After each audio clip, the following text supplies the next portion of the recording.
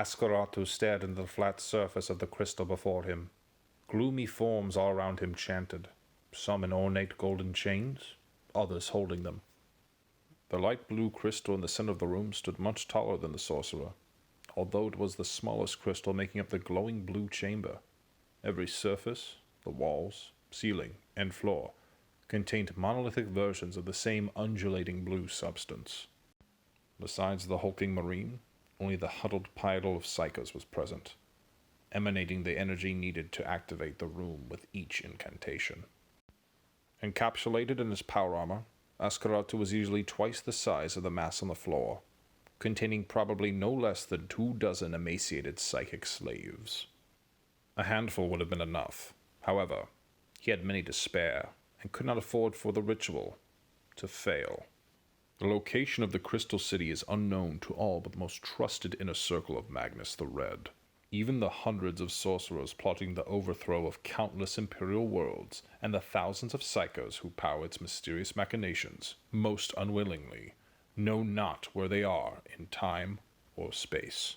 It has been long suspected by the Inquisition that plots across the entire galaxy are orchestrated by some such corrupt location as world after world sees their best and brightest, their world leaders, succumb to similar patterns of corruption. Askaratu reached into his satchel and produced a vial of pink powder.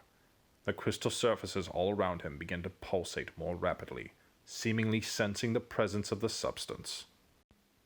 Removing the stopper, the sorcerer closed his eyes and waved the vial around his head, releasing the powder in wide arcs. It did not fall to the floor, or even stay suspended in the air, as a fine powder might. Instead, the powder immediately spread out in all directions, merging with the now rapidly pulsating crystal chamber. The crystals vibrated fast enough for an audible hum to rise up.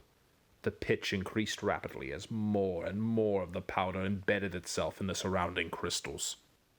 Some of the psychos writhed and clawed at their faces as the pitch became too much for their ears. However, none of them stopped chanting, fearing what would happen to them if they ceased much more than the pain currently enveloping them. Those holding the chains never flinched, having lost most of their senses throughout countless previous rituals before, along with the loss of anything resembling will. The pitch transcended the audible range, and Askaratu once more opened his eyes.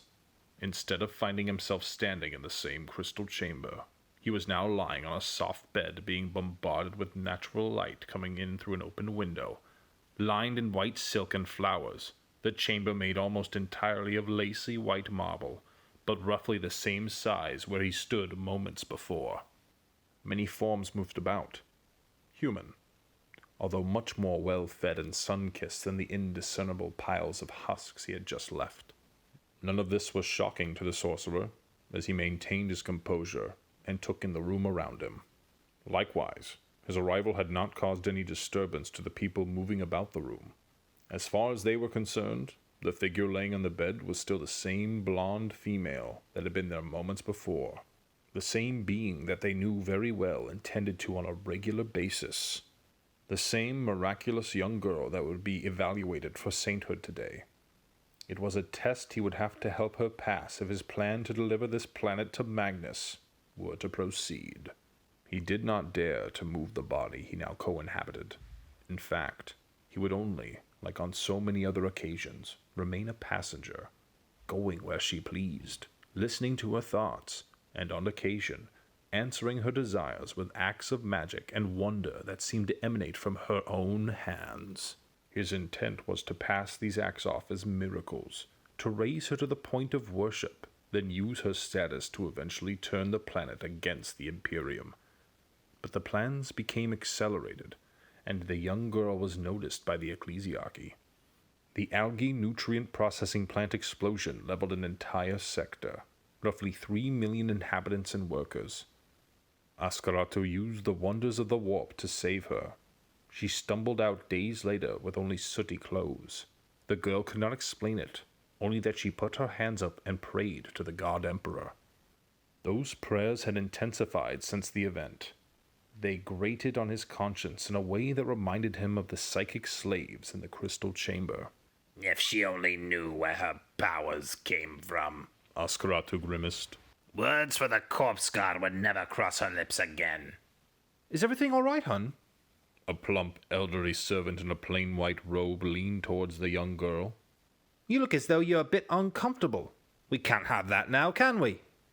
As the chambermaid continued to fluff the pillow behind her. Oscaratu tensed a little, and so did the girl. Just then, the sound of retro thrusters from Imperial transport pierced the tension and the door of the room swung open. A gruff voice rang out from the hallway beyond. It's time.